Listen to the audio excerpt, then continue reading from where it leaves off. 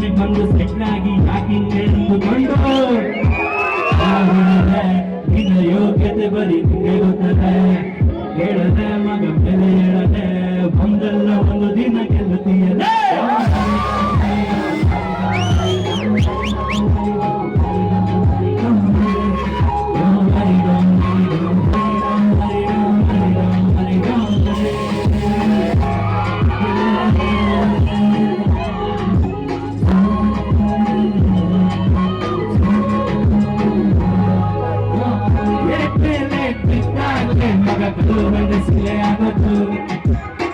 ನಂಬಿದರು ಕೈ ಕೊಟ್ಟಾಗಲೇ ಮಗ ಜೀವನದಲ್ಲಿ ಬುದ್ಧಿ ಬರದು.